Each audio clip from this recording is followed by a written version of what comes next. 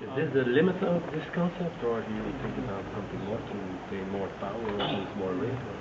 Drive the car first, and then tell me if it's necessary to do even something more. No, we're crossing a border right now because technology goes on, but on the other hand, the laws and the regulations go on as well. Emissions, crash, everything. So you can't just take weight out of a car because weight is there to strengthen the car up.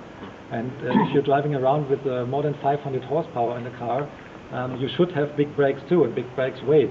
So I think this is very much what you can do on a street legal car regarding power to weight. Yeah. I mean, maybe 10 years ago I was saying the same thing about a GT3 Mark I. Like I said, technology goes on, but we're very happy that we have this car now as it is, and being on the very summit of what you can do with this, having still a street legal car, because this car is not like on many competitors a race car, an almost race car that goes like this when you use it on the street. It's perfectly usable on a daily basis, and this is the big span the car offers. You can really go to do your groceries with the car if you get all the stuff inside the car. I mean, it's very, very comfortable to drive it on an everyday basis. This special car is our company car that we use in Weissach, or as a VIP car for events like today, and it's in constant use. No matter what weather it is, and no matter what for. I use it to go to the bakery on a Sunday morning to get some pretzels, and it's fine. But still, this car beats everything on a racetrack, and I mean everything, including a lot more expensive, even a lot more powerful Italian cars. And the handling in the wet? The handling in the wet is because we have the system, and this was really a great deal of work to get the ESP system in check with a rear-wheel driven car and 620 horsepower. And we don't want it to be too interruptive, too intervening. It should help the driver, even in the wet, to drive a clever line without being too obtrusive. And I think we managed that quite astonishingly good with that setup we made together with Bosch, and there should be no problem when you have rainy conditions.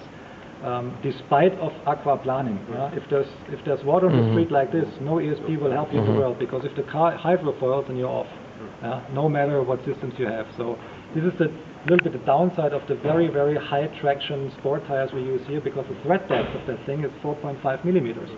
And when you come in a rainy situation, there's standing water on the street, the behavior of the car is only a function of the possibility to have drainage for the water. And the deeper the threads, the more drainage you have. And but it's the same than on a normal tire that has 4.5 millimeters left. The car will react in the wet absolutely the same. That's what you should consider, but I don't think you'll have a problem today. Did you ever, what about like Ferrari has a Manettino? Did you ever just want to work with something like this? I think it's great. On the Ferrari, I think, especially in the new 458, I think the system is pretty good working. Maybe they should have left away the indicators on a normal pole, because I like the idea. But on a GT car, we want to stay puristic, because we don't want to be a follower in some way. We concentrate on driving dynamics, getting the car right for the exact purpose our customer group for the AS cars wants the car to be. And we found out, because we made a big survey on the 800 GT2 and GT3 customers, their main focus is really on having a very, very usable track day car, and they're not too much looking into electronic gizmos. This was a clear message from the customers that are buying these cars, because almost 80% of all the GT customers really use their car on the track. This is not a car to boast around and to brag about and only have it for in front of the cafe. They really use that, and sometimes 20-25 times a year on track days, and they're really making that as a hobby, and they use it as a sporting tool, not as a means of transportation. And still, this car is one of the only cars that you really can go to the racetrack and go back at home after you have done on the racetrack. And so we concentrate on the mechanical side and losing weight more than having these electronic gizmos in the car. Does it have is it on or off? So the traction control. No, you can. There's steps where you can. There's something in the middle. Yeah. So default, everything's on. Mm-hmm. You can by pushing the first button, you can delete the brake intuition. Mm-hmm. So only traction control will stay. That's about the situation that we had on the first generation 997 GT3. So only the traction of the rear wheels is kept in check by the system. And if you're pushing another button, then everything's off. No matter what you do in the car, you have to really put the button again to get it back on working. So on some cars, if you just give it a very, very hard braking, then all the systems come on again. That's not what we want to do, because if you shorten the way a little bit on a racetrack and you go over the curbs and the car does a movement like this, and in most cars with ESP that you can switch off, recognize that as an emergency situation, and all the systems light back up, and so you have to fumble around again and push them off again, and that's not what we want. So if you as a driver make the decision, I don't want intervention, you don't get intervention. It's your problem. You are strictly done first without any system. So we don't rely on a system to keep the car behaving in a friendly way. So we're first doing the complete check of the suspension, that it's really drivable, that it communicates very clearly what it's going to do next, that it be driver friendly, and that you can intuitively drive the car, and then comes the application of the systems, not the other way around. Different philosophy than some other people. Definitely. Did you compare lap times with and without ESP?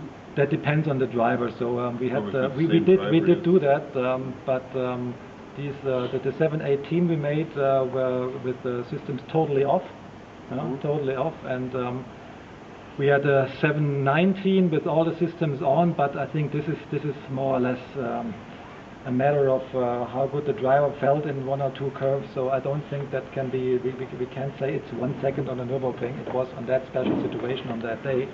But even Walter Röhrl, when we had the press show in Baden-Baden, and there was a little track, and he kept the systems on, and he said it's no difference to him, because the system for 95% of all the drivers, and including very good drivers, will help you being fast, will not prevent you being fast, because it allows a certain drift angle before cutting in that sometimes you need for accelerating hard out of a curve. If you're putting 700 Newton meters on the rear tires in a curve at the apex, you need a certain drift angle. You need to let the car work a little bit. If you intervene that, then you lose time.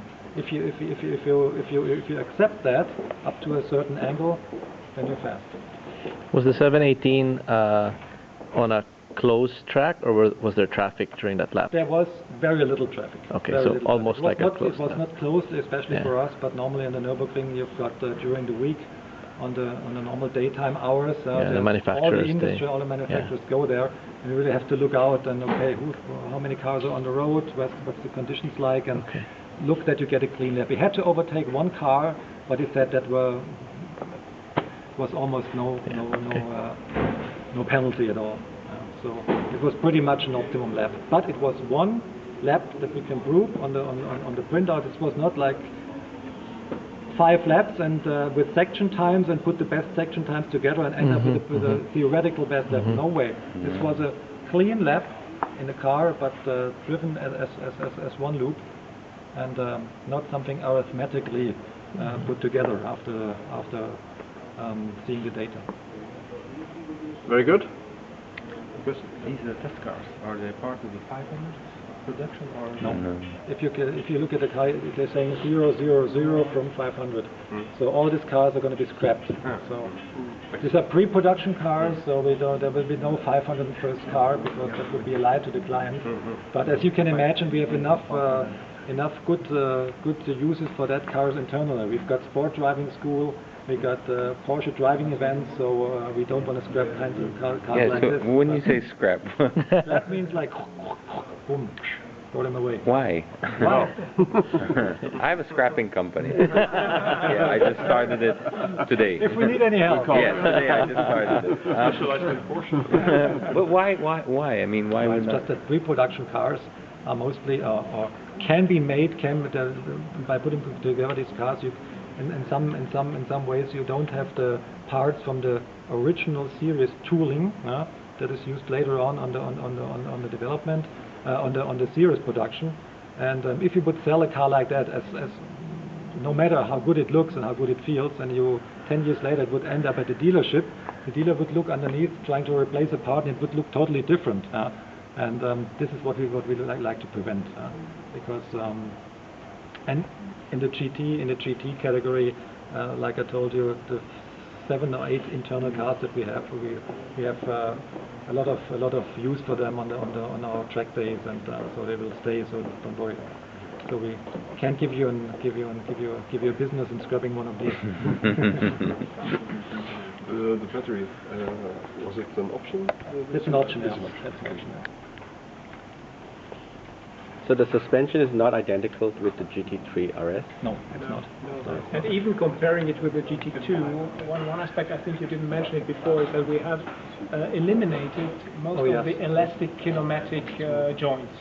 So in order to improve this, we say, direct feeling, direct response of the suspension, we wanted to eliminate everything which could interfere in this kind of transmission. So is it rose jointed? Rose jointed, yeah. It's rose jointed. Yeah. It's amazing because on the public road you don't feel like it's a rose jointed car. Doesn't feel like for the first time, because we needed that for the reaction time of the. We wanted a very fast reaction time. If you give a steering input, we want the rear axle to react immediately, and this is.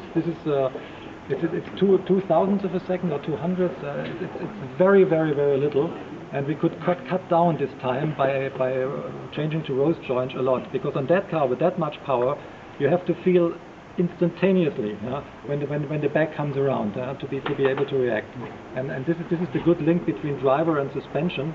So you have to get rid out of all the rubber that you can find, and we even went one step further on this car. So you couldn't retrofit. We were never so close to a race car suspension-wise than this one. You couldn't retrofit these parts into a regular GT2. Yes, you could. Oh, that's good to know. Excellent. So we'll have some eager drivers here. Okay. They're not quite as relaxed as you are. Yeah.